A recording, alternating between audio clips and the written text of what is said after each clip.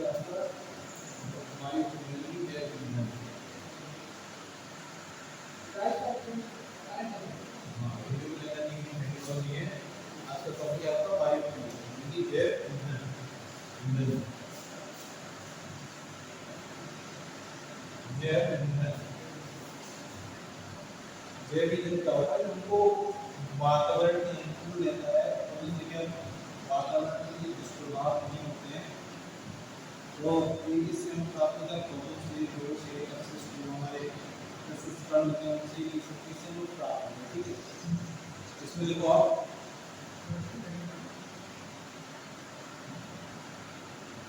वायु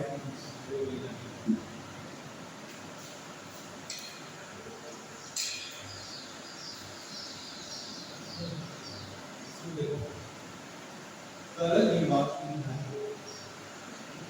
तरल जीवाश्म ईंधन। तरल जीवाश्म ईंधन जैसे जैसे पैराफिन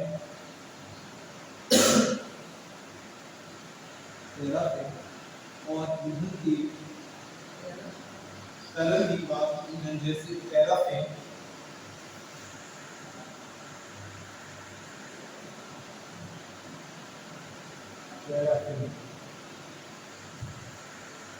तरल जीवाश्म ईंधन जैसे पैराफिन और ईंधन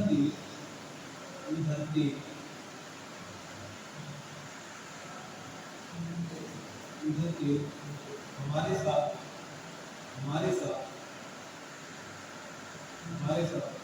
कई सालों से रहे हैं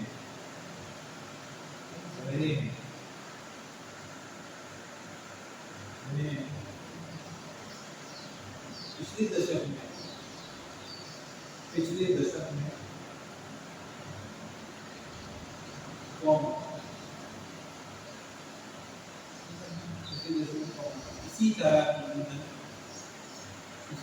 में इसी तरह की ईंधन पौधों पेड़ों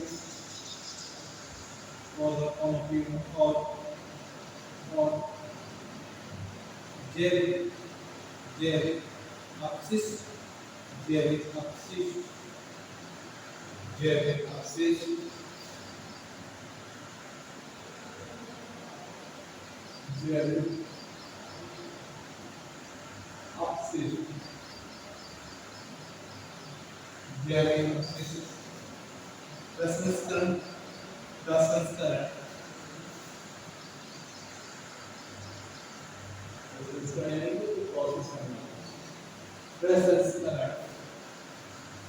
द्वारा किए गए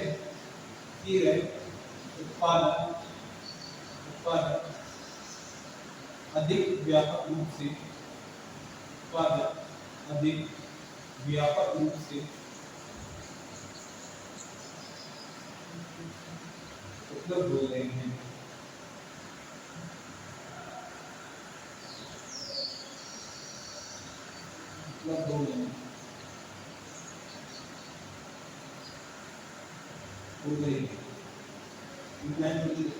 तरल ईंधन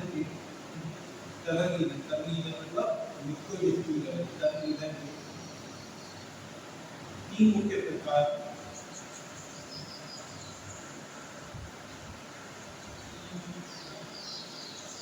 निम्नलिखित हैं। तरल ईंधन के तीन मुख्य प्रकार निम्नलिखित हैं।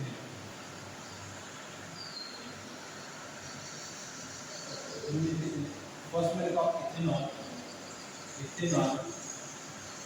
के क्या है?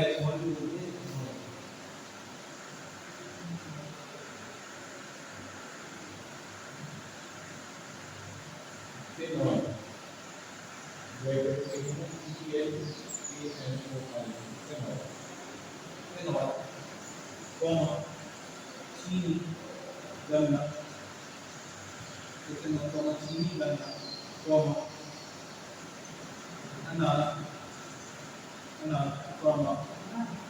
अनाज भूसे कॉमा घास, घास और लकड़ी, लकड़ी किण्वन से बना है, लकड़ी किण्वन फर्मेंटेशन से सड़ने किण्वन से बना है।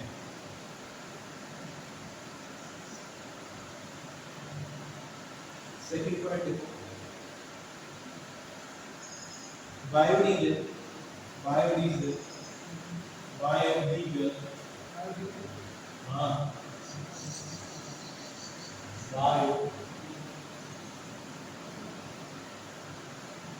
Biodiesel, biodiesel comma nitrogen, biodiesel comma nitrogen पुनर्नवीनीकरण, पुनर्नवीनीकरण, नए पुनर्नवीनीकरण वाले वाले वनस्पति तेलों और पशु वसा से बना है।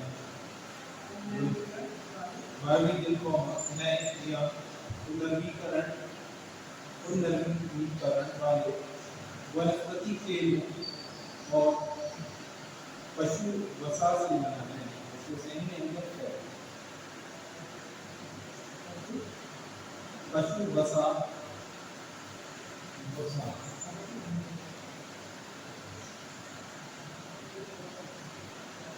पशु वसा से बना है। थर्ड पॉइंट देखो, बीज को, बीज को, बीज को संपीड़ित करने वाले की, बीज को संपीड़ित करने वाले की, संपीड़ित करने वाले की तेल, बीज को संपीड़ित करने वाले की, बीज को संपीड़ित,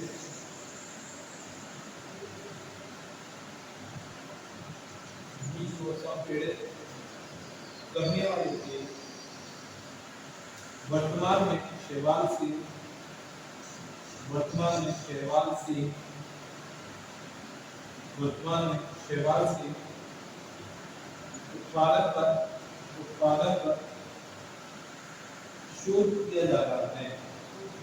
रिसर्च, शैवाल से उत्पादन पर शोध किया जा रहा है।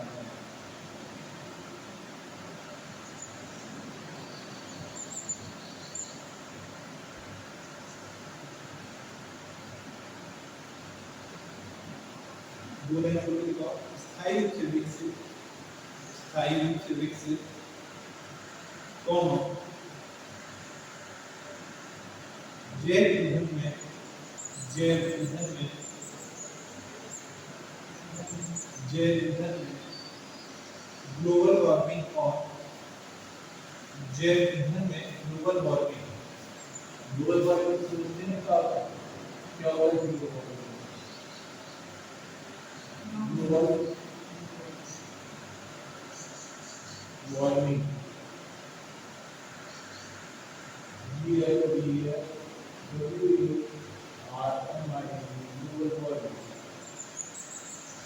ग्लोबल वार्मिंग और अन्य नकारात्मक, नकारात्मक पर्यावरणीय कारक, नकारात्मक और अन्य नकारात्मक पर्यावरणीय कारक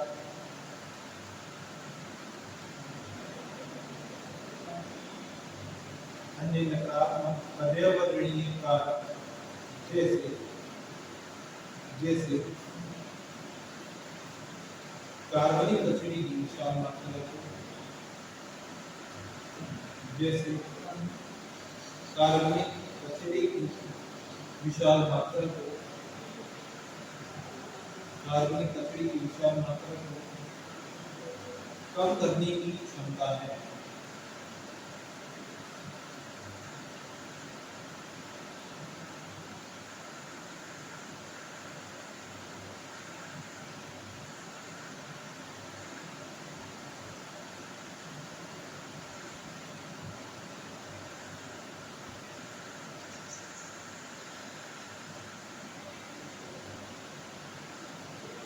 नेक्स्ट हेडिंग देखो,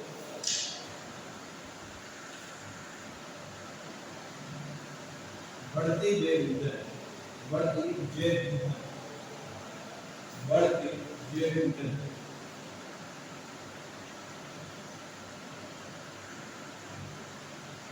जैव ईंधन यानी कि growing biofuels, growing biofuels, growing biofuels.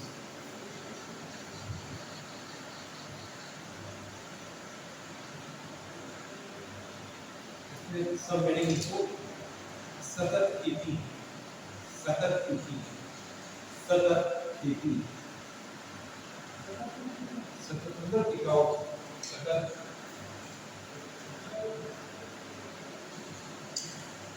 sustainable cultivation,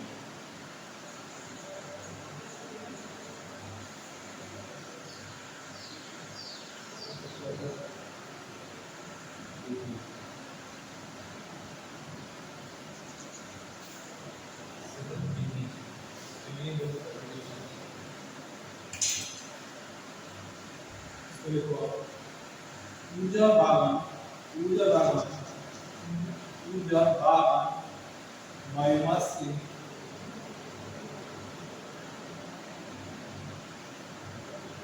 ऊर्जा बागान बायोमास से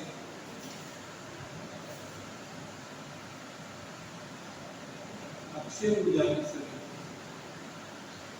ऊर्जा बागान बायोमास से अक्षय ऊर्जा की सभी अवसरों में से, सभी अवसरों में से, सभी अवसरों में से गन्ना, गन्ना सबसे अधिक समझ में आता है, सबसे अधिक समझ में आता है।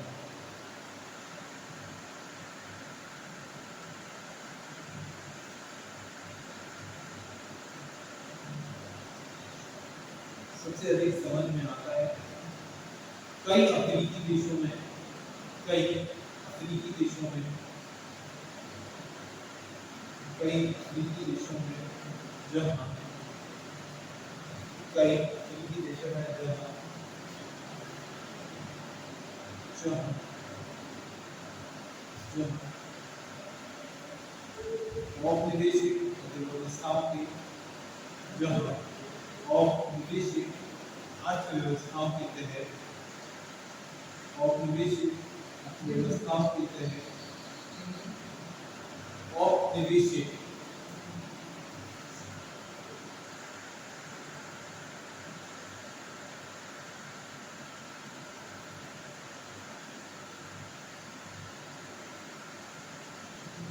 औपनिवेशिक अर्थव्यवस्थाओं के तहत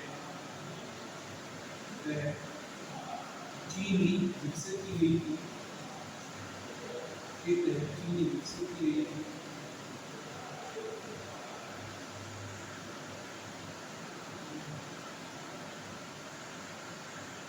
चीनी विकसित की गई थी, जबकि गुड़ जैसे अवशेष नदियों में,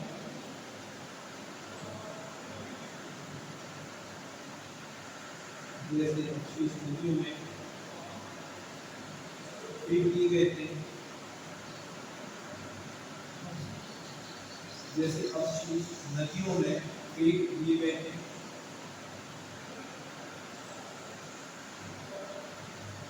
comma, comma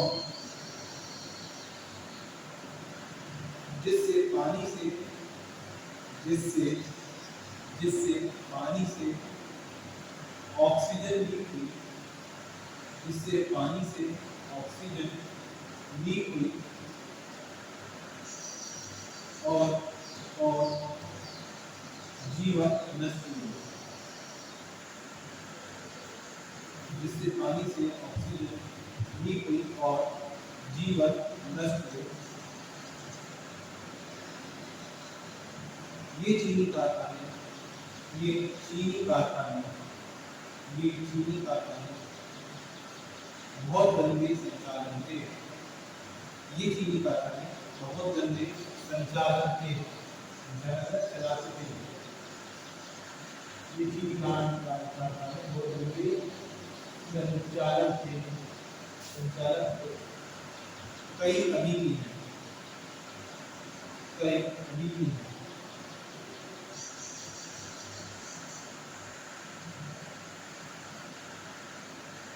next paragraph ethanol के लिए पुनः इथेनॉल के लिए पुनः एक बाजार का विकास, इथेनॉल के लिए पुनः एक बाजार का विकास,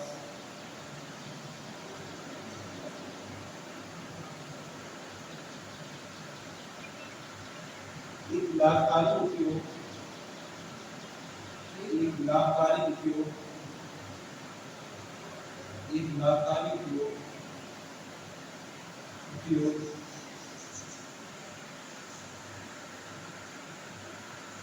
रणनीति का हिस्सा, रणनीति का हिस्सा बन सकता है, बन सकता है, बन सकता है, जो जो जो चीनी कारखानों को साफ करे,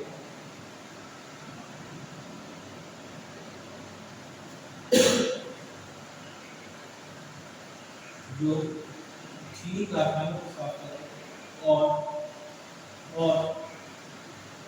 उन अवशेषों का उपयोग करें, और उन अवशेषों का उपयोग करें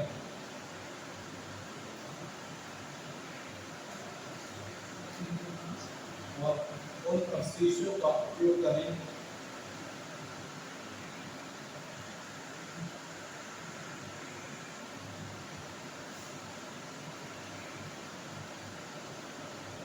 जिनका पहले कोई मूल्य नहीं था, जिनका पहले कोई मूल्य नहीं था,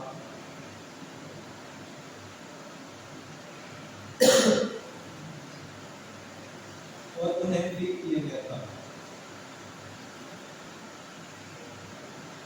और उन्हें फ्री किया गया था।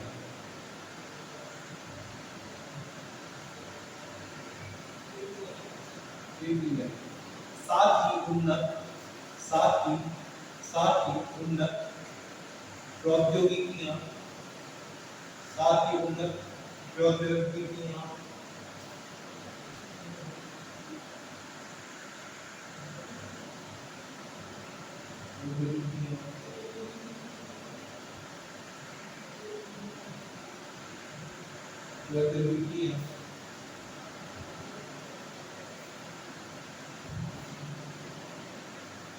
जो अब उपलब्ध है, जो अब उपलब्ध है,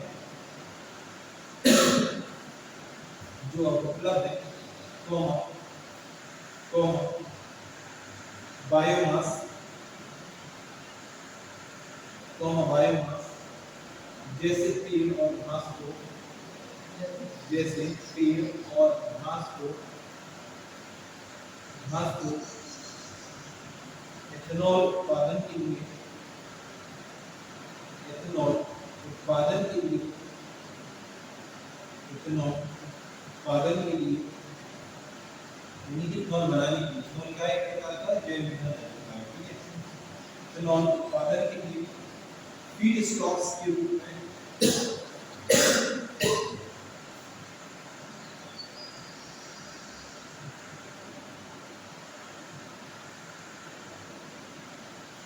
फीड स्टॉक्स के रूप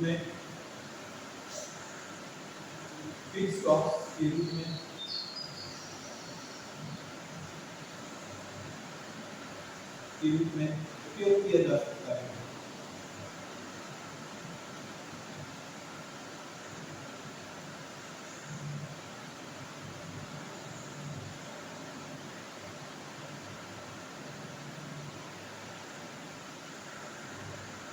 नेक्स्ट लाइन से एग्जांपल देखो।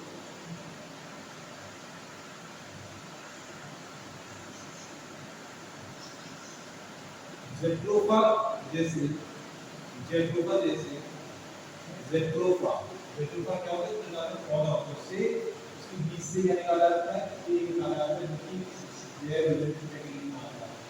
जेट्रोफा जेट्रोफा जैसे पौधे के बीज से भी जेट्रोफा जैसे पौधे के बीज से भी जेट्रोफा जैसे पौधे के बीज से तेल प्राप्त करने के लिए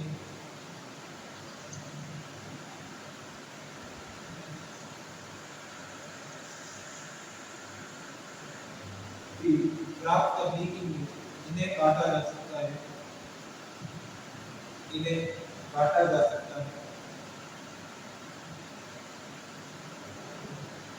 और हाथ उपकरण का उपयोग कर और हाथ उपकरण का उपयोग कर और हाथ उपकरण का उपयोग कर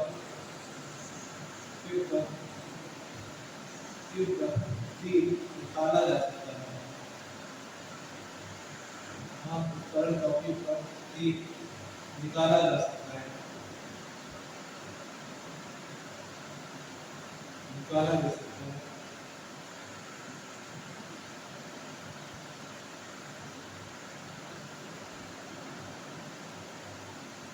सामान्य सामान्य रूप से सामान्य रूप से सामान्य रूप से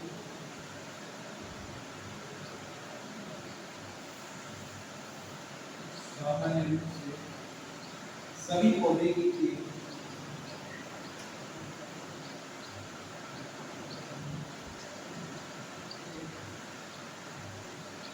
सामान्य रूप से सभी पौधे की तेल जो परिवेश तापमान पर जो परिवेश परिवेश जो परिवेश तापमान पर परिवेश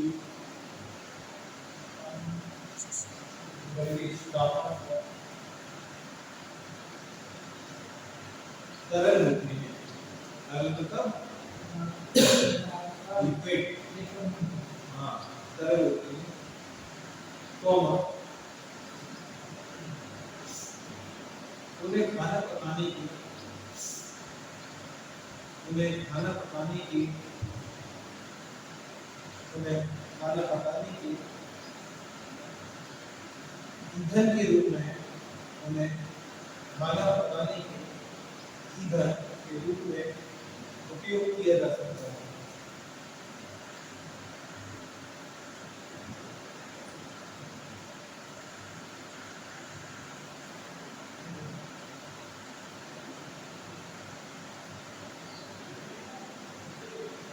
नेक्स्ट हेडिंग देखो, जैव ईंधन की बड़े पैमाने पर खेती।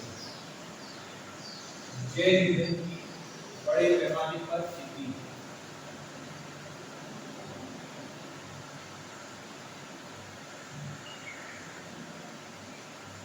जैव ईंधन की बड़े पैमाने पर खेती। जैव ईंधन की बड़े पैमाने पर खेती।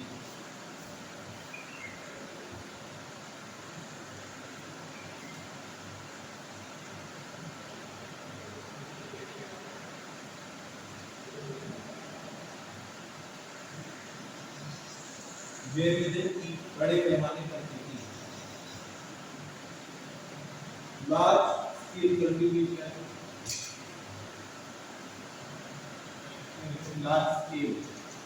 large scale scale large scale cultivation of biofuel। इसी में लिखा है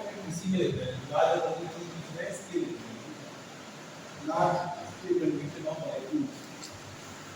इसमें लिखे बढ़ती बढ़ती जैव ईंधन से बढ़ती जैव ईंधन से जुड़ी समस्याएं बढ़ते जैव ईंधन से जुड़ी समस्याएं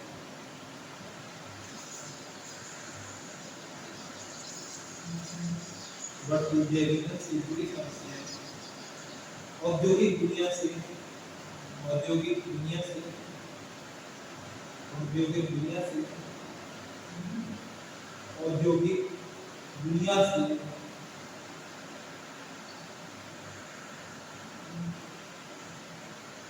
आंतरिक दहन इंजन, आंतरिक दहन इंजन यानी कि आईसी इंजन, आंतरिक दहन इंजन और और और भारी मुनाफे पर निर्भरता से, और भारी मुनाफे पर निर्भरता से, और भारी मुनाफे पर निर्भरता से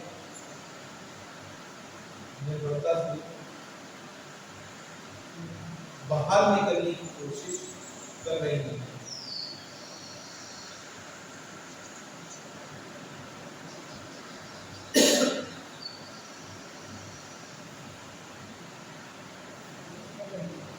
बाहर निकलने की कोशिश कर रही है। एक हेक्टेयर ताड़ का तेल, ताड़, एक हेक्टेयर ताड़ का तेल, एक हेक्टेयर ताड़ का तेल, 5 टन कच्चे तेल,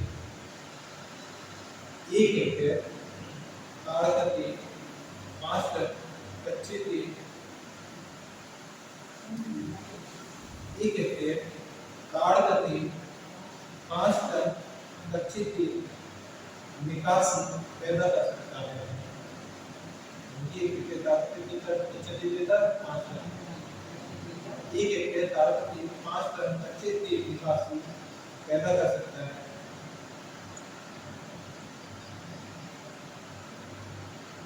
और जब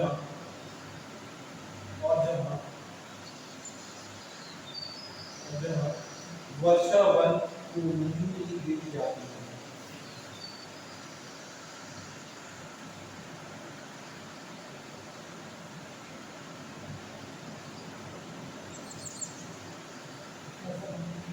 वर्षा वन को मंजूरी दी जाती है। नेक्स्ट है देखो जैव इथेनॉल, जैव इथेनॉल,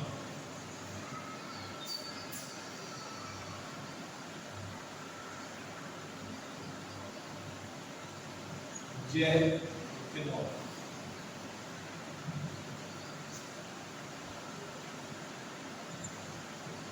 जैव इथेनॉल,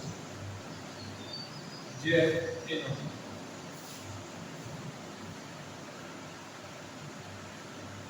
एक प्रकार का क्या होता है, एक प्रकार का जैव ईंधन होता है, ठीक है, जो कि पौधों के बायोमास से हमको प्राप्त होता है, ठीक है, ईंधन। इसमें देखो बायोमास पौधों से प्राप्त किया जाता है। इसका पहले हेडिंग को बायोइथेनॉल फीडस्टॉक्स, जैव इथेनॉल लिखा है, उसके अंदर नीचे हेडिंग है bioethanol, bioethanol feedstocks.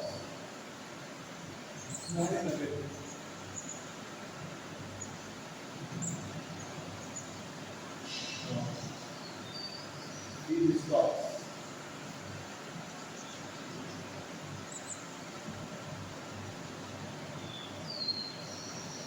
bioethanol feedstocks,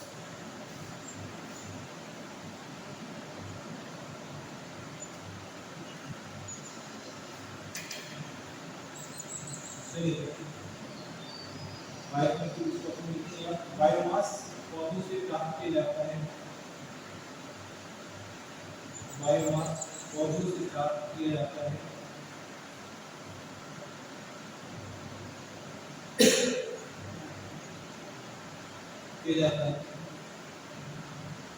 पौधे सूर्य से प्राप्त, पौधे सूर्य से प्राप्त, पौधे सूर्य से प्राप्त प्रकाश ऊर्जा का उपयोग, पौधे सूर्य से प्राप्त प्रकाश ऊर्जा का उपयोग,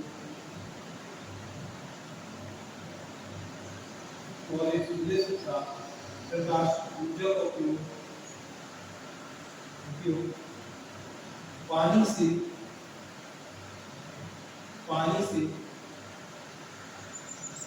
कार्बन डाइऑक्साइड को, पानी से कार्बन डाइऑक्साइड को पानी से कार्बन डाइऑक्साइड को शर्करा में डाइऑक्साइड को शर्करा में बदलने के लिए करते हैं। और सूर्य से प्राप्त प्रकाश ऊर्जा को उपयोग पानी से कार्बन डाइऑक्साइड को शर्करा में बदलने के लिए करते हैं, जिसे जिसे पौधे सूर्य से प्राप्त प्रकाश ऊर्जा को उपयोग पानी से कार्बन डाइऑक्साइड को शर्करा में बदलने के लिए करते हैं, जिससे जिससे क्या होता है स्थिति को बताओ। जिससे कौन सी विधि होगी और उसको पौधे सूर्य से प्राप्त प्रकाश ऊर्जा को उपयोग पानी से कार्बन डाइऑक्साइड को शर्करा में बदलने के लिए करते हैं। क्या कहते हैं उसको? प्रकाश संश्लेषण होता है ना, जिसे प्रकाश संश्लेषण नामक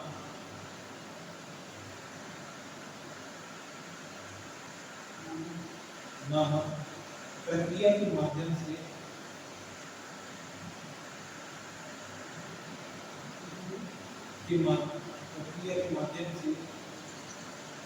संग्रहित किया जा सकता है, संग्रहित किया जा सकता है।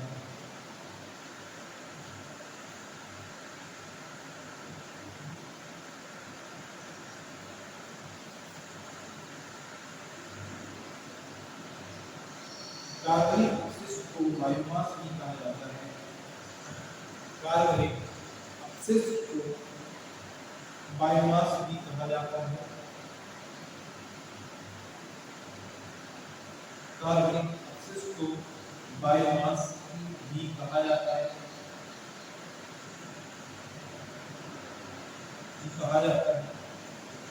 शोधकर्ता अध्ययन कर रहे हैं, शोध करते हैं तो रिसर्च करते हैं, किसी काम करते हैं। शोधकर्ता अध्ययन कर रहे हैं कि कैसे कैसे शर्करा बायोमास को कैसे शर्करा बायोमास को ऊर्जा के अधिक उपयोग करने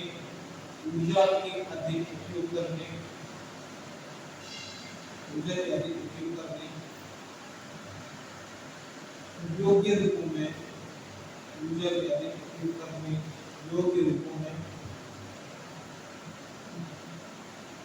परिवर्तित किया जा सकता है।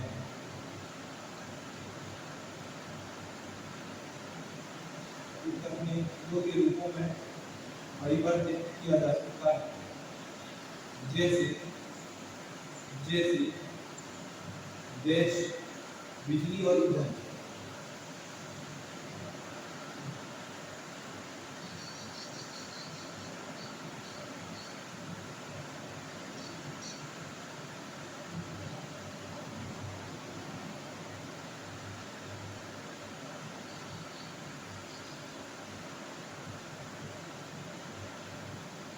जैसे बिजली और ईंधन। कुछ पौधे जैसे गन्ना और चुकंदर, कुछ पौधे जैसे गन्ना और चुकंदर ऊर्जा को कुछ पौधे जैसे गन्ना और चुकंदर ऊर्जा को सरल शर्करा के रूप में स्टोर करते हैं। सरल शर्करा के रूप में स्टोर करते हैं।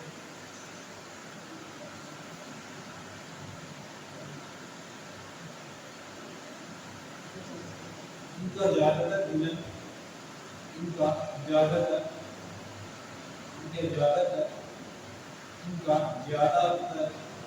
भोजन के लिए उपयोग किया जाता है। उनका ज्यादातर भोजन के लिए उपयोग किया जाता है।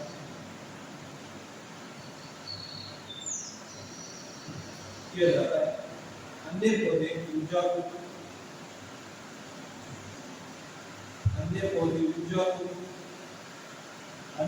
ऊर्जा को अधिक अन्य ऊर्जा को अधिक जटिल शर्करा के रूप में अन्य ऊर्जा को अधिक जटिल शर्करा के रूप में स्टोर करते हैं, शर्करा के रूप में स्टोर करते हैं जिन्हें स्टार्च कहा जाता है, जिन्हें स्टार्च कहा जाता है।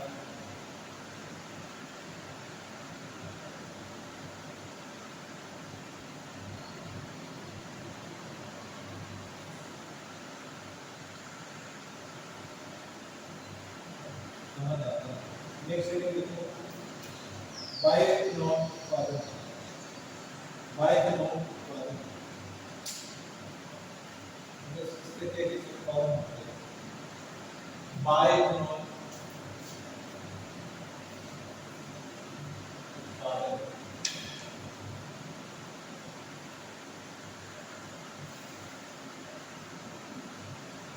बायोइथेनॉल उत्पादन समझ में आया क्या होता है बायोईंधन? एक प्रकार का प्रदूषण मुक्त होता है जो कि प्रदूषण में दुष्प्रभाव नहीं डालता है। तो बायोइथेनॉल बायोइथेनॉल बायोइथेनॉल बायोइथेनॉल कब बनाया जाता है? बायोइथेनॉल तब बनाया जाता है जब बायोमास शर्करा में परिवर्तित हो जाता है।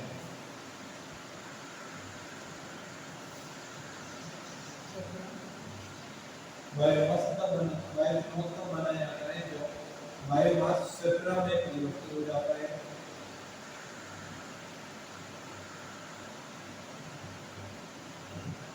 जो बाद में इथेनॉल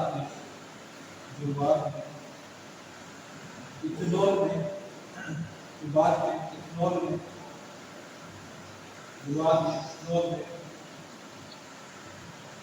किण्वित कर दिया जाता है। इस तरह के फर्मेंटेड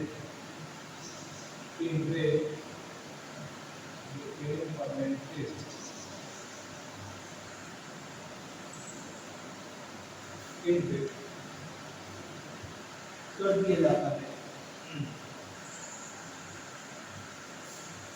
जाता है। हाइड्रोलिसिस की प्रक्रिया हाइड्रोलिसिस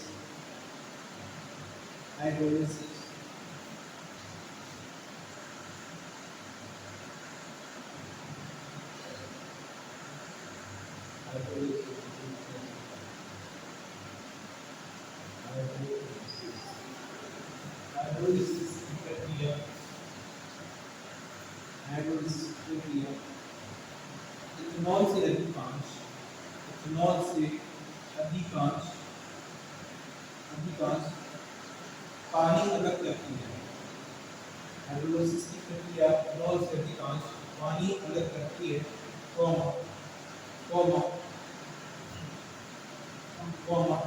जो एक अंतिम उत्पाद छोड़ देता है। उत्पाद यानी प्रोडक्ट जो एक अंतिम उत्पाद छोड़ देता है। आमतौर पर लगभग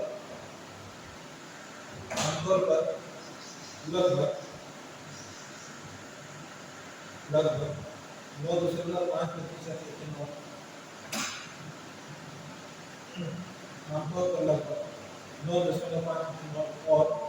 और 5% पानी